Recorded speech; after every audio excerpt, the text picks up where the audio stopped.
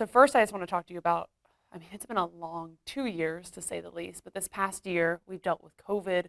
We've seen protests over the past 2 years, policing, homelessness. We want to dive into all of that. But first, let's talk about the pandemic. Going forward, what do you see the city focusing on and what policies need to be implemented? Well, overall, I'm real pleased with the city's response to COVID. You know, if the mortality rate was the same in the state of Texas as it is in Austin, over 30,000 Texans would still be alive.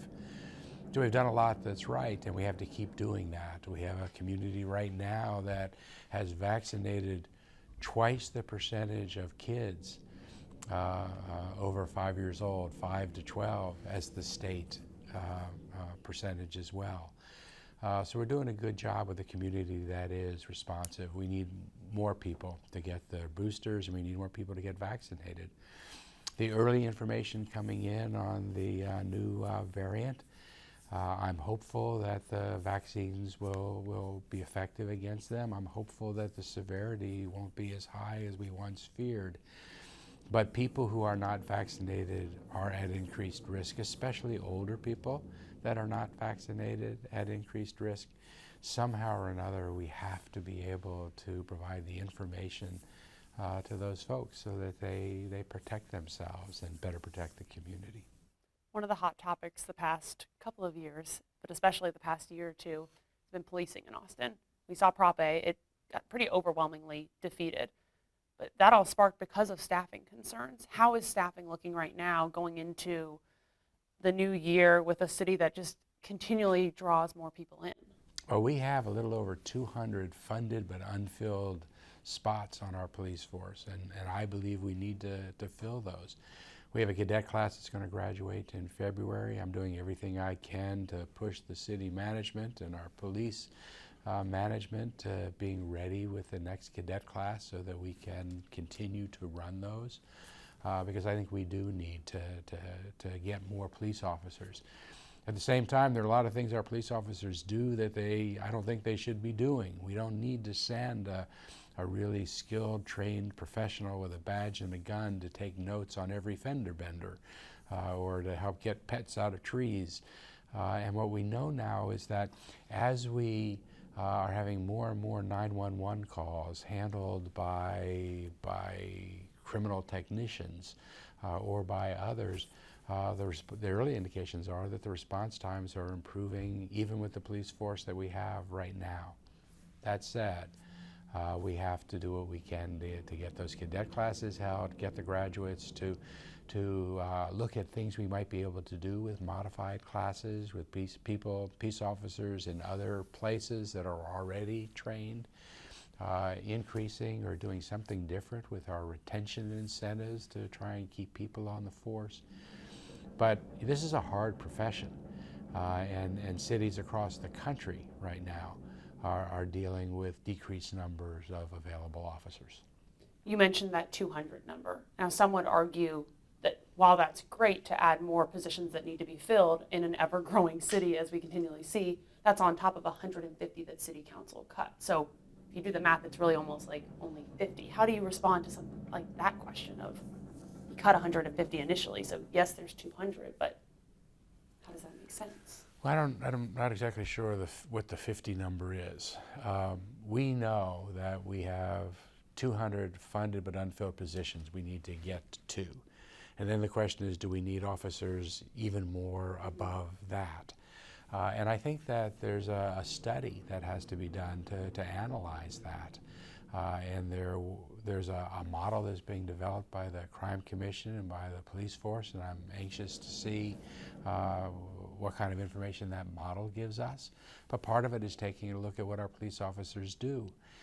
There's a lot that our police officers do right now that would be better handled, I think, as we talked about with 911 calls, that for taking reports on fender benders. Our police shouldn't be doing that. Our police shouldn't be the way that we deal with most of the mental health issues that our city has. And the number of mental health calls that we were able to defer to police was a really small percentage at first, but as everybody's getting more comfortable with it, we see the opportunities, and that percentage is significantly increasing. So if we can really define what the police officers need to be doing in order to be able to keep us safe and to have everyone feel safe in the community, that's going to tell us the number of officers we need. And I don't think we know that answer yet. How are you working to incentivize more police officers to come here? We saw the protests in 2020. It's just tough to be a police officer in general, as you mentioned.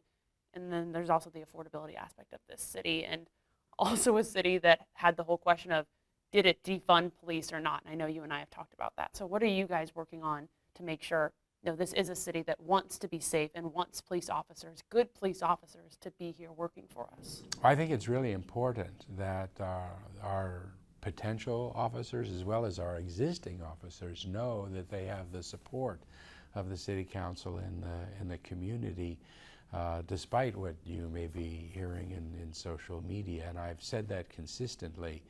I have said that when I've had the opportunity to speak with the cadets in our program, and I stop and talk to officers on the street, because they do have support, and they are very important to what it is that helps drive this community in terms of public safety.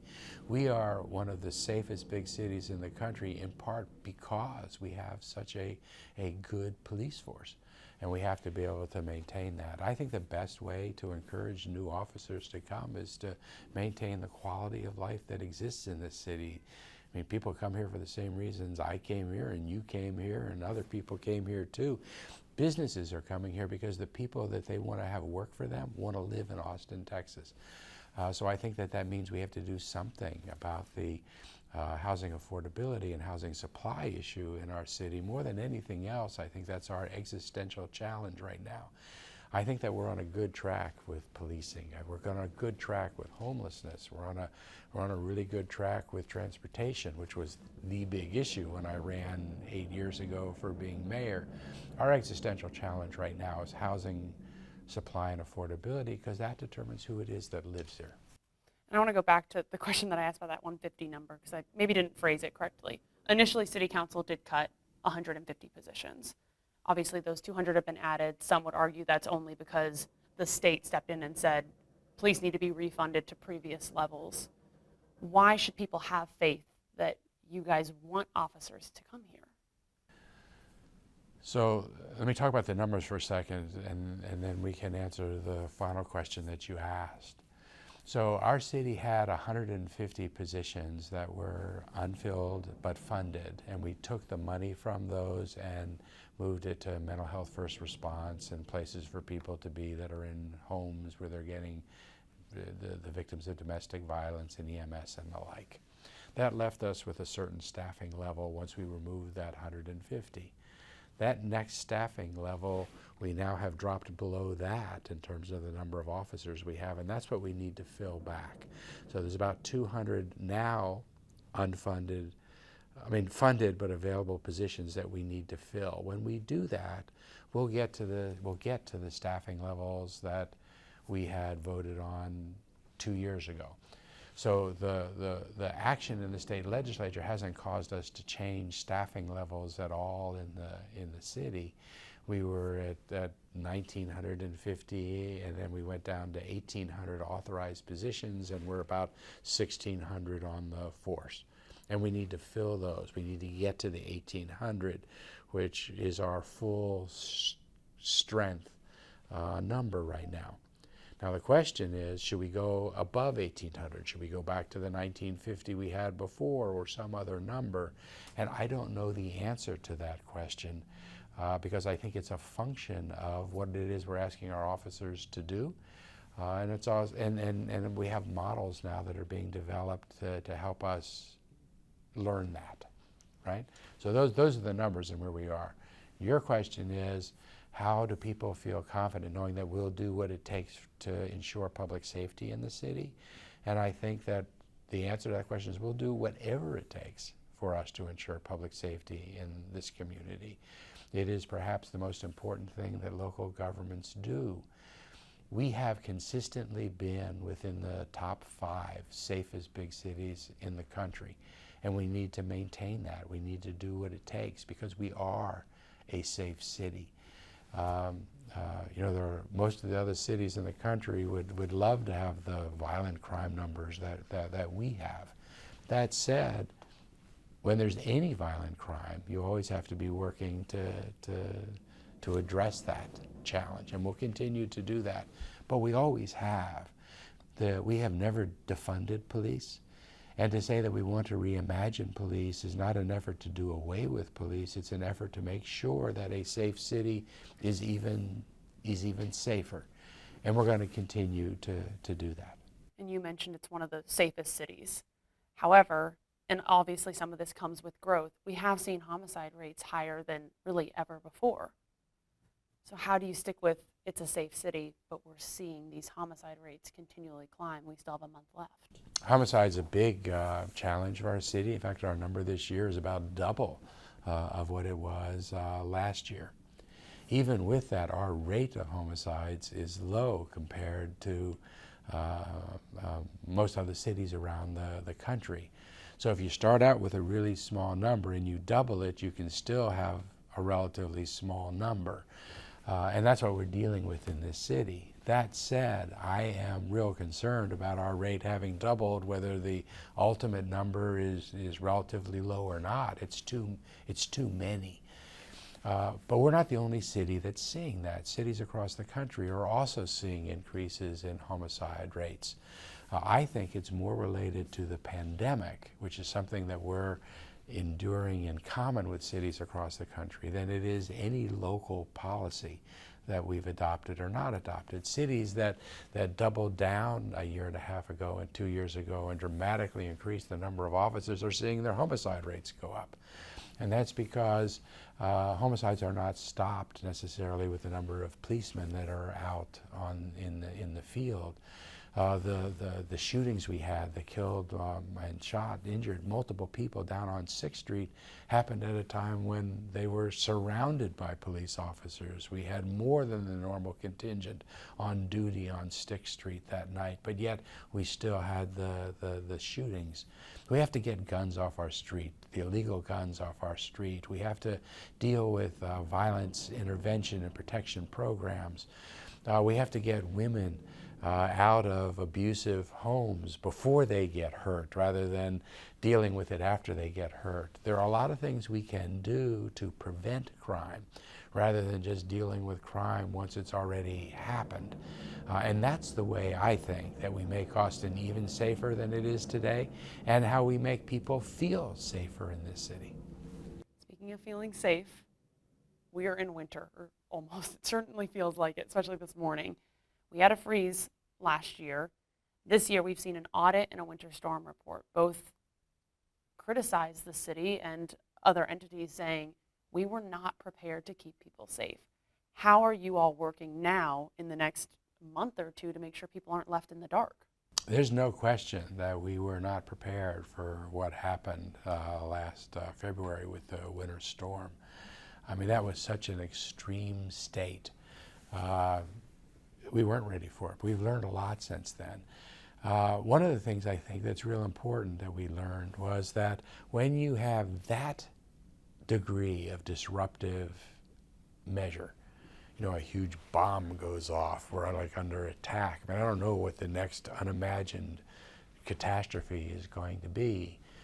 We have a lot of people in our community that are coming out to help one another. Communities, helping communities, neighbors helping neighbors. Because the city and the county and government will never be able to step in when we have that kind of event at that extreme. That's what we saw happen, and I don't think that's a bad thing. I think that's a good thing. I think that's what communities and, and cities do. That said, government should be doing a much better job of supporting that and coordinating with that, which is why we're setting up the resiliency hubs throughout the city so that we're better able to coordinate and supply and help with logistical help. We're changing kind of the communication pattern so that we can communicate with all the people that will be pitching in and helping in that kind of a situation.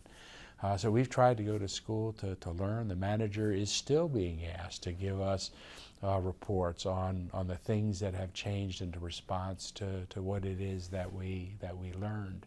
And then the specific kinds of things for this particular kind of emergency, should that arise again, we've gone back to Austin Energy and said it's absolutely unacceptable that you can't do rolling brownouts or blackouts so that power goes on and off. It just doesn't go off and stay off. And I know that they're working on that. There's also action that ought to be happening at the state level to really harden and protect and contribute to the resiliency of the ERCOT, the statewide grid. And I'm still not convinced that the governor and the state are doing everything that they should be doing in that regard. We have to really prioritize people's safety and risk prevention rather than shareholder dividends. And we're not doing that yet to the degree that I think we need to. One of the big things that the audit found was that communication just fell flat within the city, within departments, and then also to the community to let them know, no, this is going to be bad. You need to prepare or you need to move somewhere else. I've seen reports that the communication has increased. They're starting to get multiple languages out and a lot faster. But what are you guys working on within the department to make sure you all are on the same page and then also the community's on the same page at the same time you guys are? I think the communications is one of the big challenges that we had in that last storm. There were a lot of people in the community that didn't speak didn't speak English and didn't speak the 2 or 3 most prevalent languages in our city, and we weren't communicating with those communities well at all. We had communications that were down, as people know, all over the city. People were, including city employees, were having difficulty keeping their cell phones charged so that they could continue to stay in communication. So I know there are a lot of efforts now to centralize communication, to make sure that all the different people that are working in different areas have more single points of contact. We're decentralizing communications so that there'll be communication centers in resilient centers rather than having to reach one nerve center in the city. Communications was a really big issue, and I know that they're working on that real hard. How about infrastructure and just the things that we need to either make sure our streets are cleared or that people can get water or even get out to try to get food? I volunteered at one of the overnight shelters at Palmer 2 nights, and it was just a cluster, for lack of a better word. There were a lot of people that didn't have a place to go that all just got crammed into that building. How are we working on that kind of stuff? Well, we don't have enough places for people to go, and we got better after that as we were trying to deal with both that and COVID. If you were in Palmer, you also know that we had a big space and we were still trying to keep people 6 feet apart in an environment where we could have been able to handle a lot more people if we weren't being charged with the COVID response. But we need more places for people to be, and we've been able to, over the course of the year, bring in more hotels and more availability of spaces for people. I don't know that it's the right thing for the city to do to go out and buy a fleet of snowplows. But as soon as I say that, we're going to get 1.5 foot of snow. You're asking for it now, man. That gets delivered. But those are the kinds of questions you face. I mean, we could have an army of snowplows. And if we got 2.5 feet of snow, we're going to wish that we had them. But should we do that? I mean, is the chance that we're going to have a 2.5 foot snow something that we should be making that kind of capital investment in? Those are the hard questions.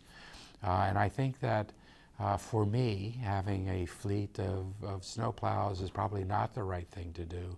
But having resiliency centers and hubs throughout our city where we have a lot of food and water, or we have more places for people to go that need heat and warmth, where we're better able to communicate with people as to what it is that's going on and what the prognosis is and what the possibilities are, and trying to get out notices earlier than we have in the past.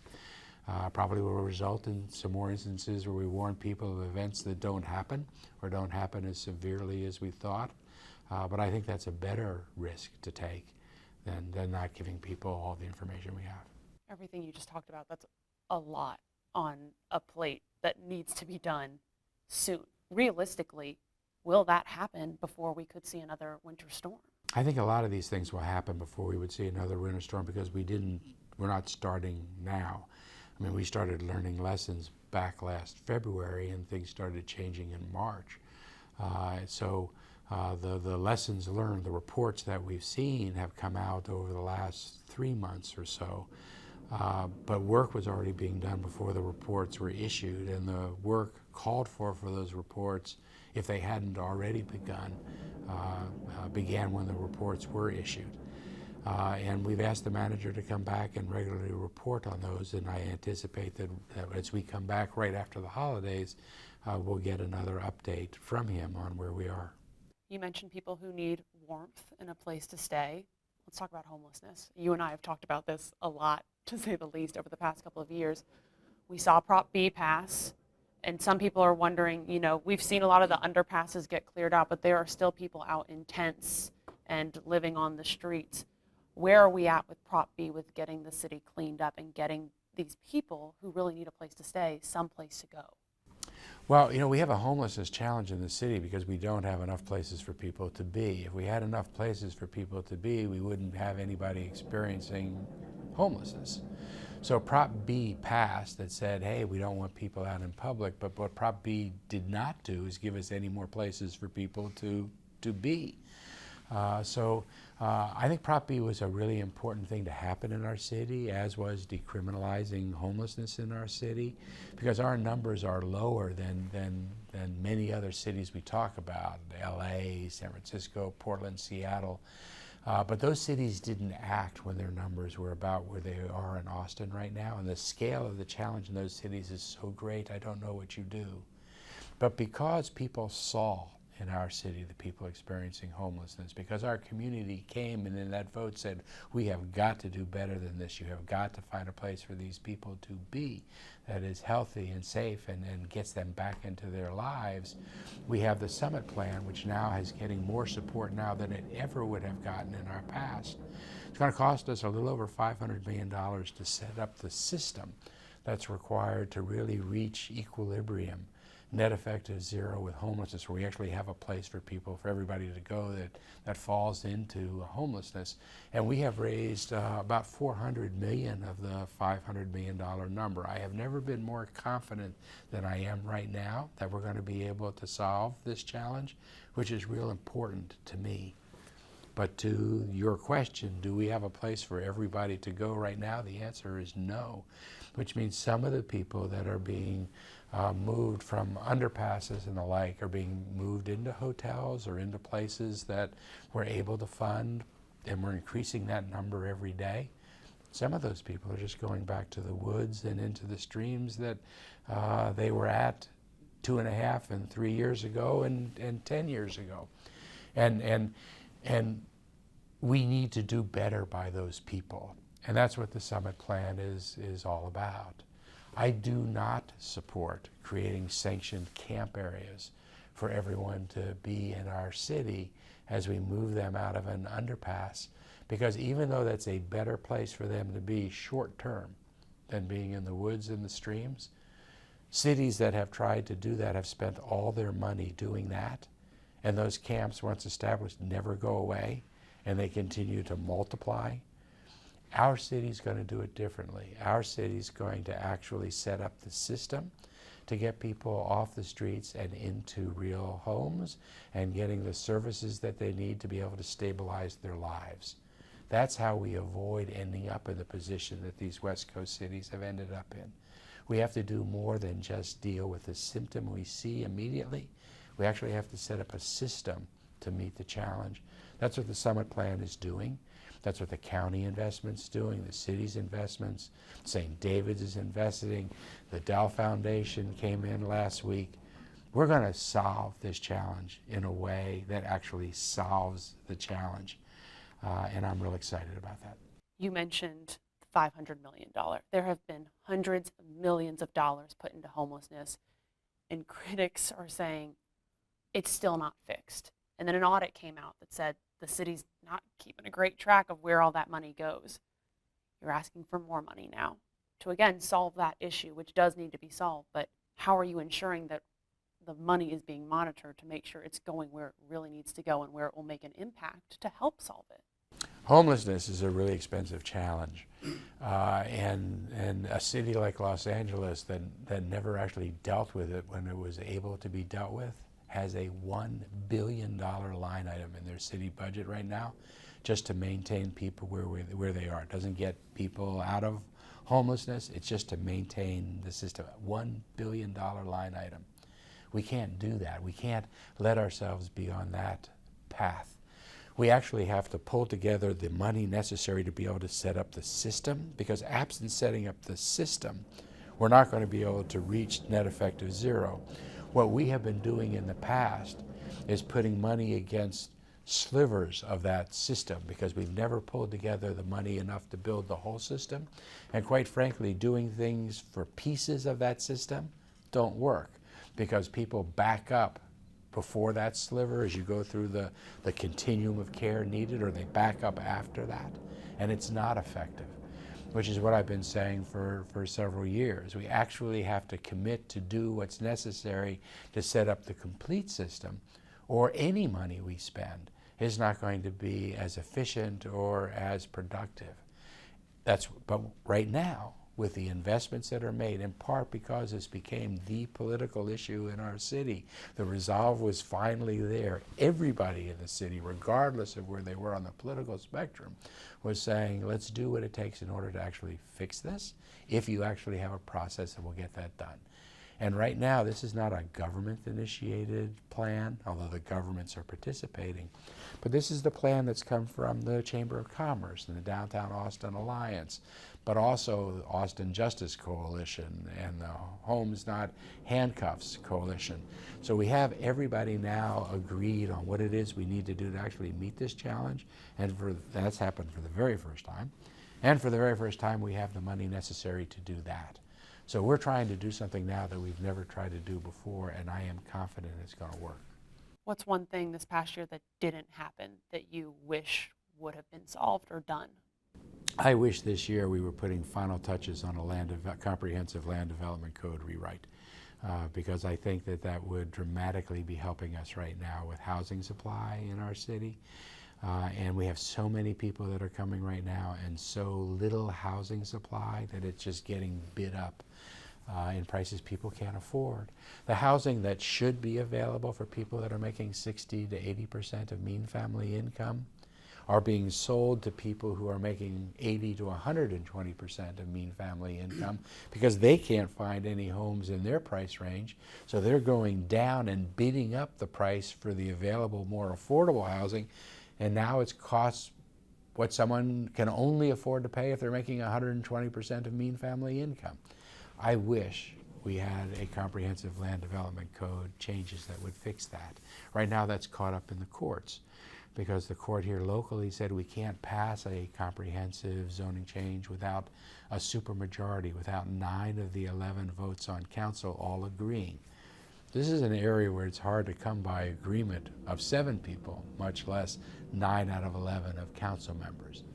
That said, I've pulled the council together here in the last couple months to say we can't wait for the courts to decide that question. We know that at the very least we can move with a supermajority. What are the things we can agree on collectively as a group? So we're moving forward now and allowing more residential and commercial corridors, with freeing up the opportunities to put auxiliary dwelling units or granny flats in people's backyards, taking a look at reducing the cost to produce housing. I wish this year we had been able to do more of that. And but for the pandemic, but for the winter storm, I think we would have gotten more done on that. And that's my disappointment. It's your last year. Heading into it, what's the top priority? The top priority this last year has got to be housing affordability and housing supply. That's the existential challenge that we have. Right now, Austin is a magical place, which is why I think why people are so many are wanting to come here. We're a city where art is being created everywhere.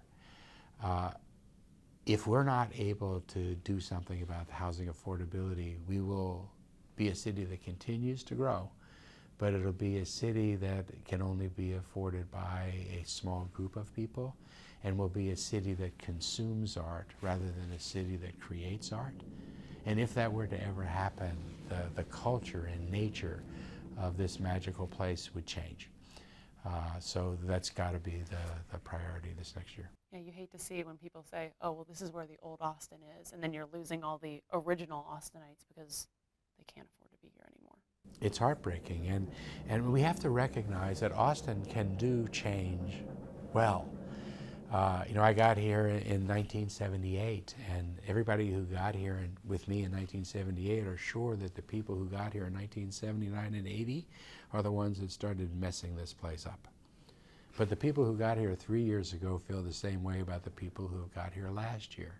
But in this entire period of time, we've been able to maintain this community as a really friendly place. We still make eye contact with people on the streets. This is still an innovative, creative, entrepreneurial place. Even though we've changed, we can change and still preserve that if we're willing to do what's necessary to make sure that that happens. That is our challenge this next year. Is it important enough for us to do what's necessary to preserve what's special about this place? If it is, then I think we're going to be able to do it.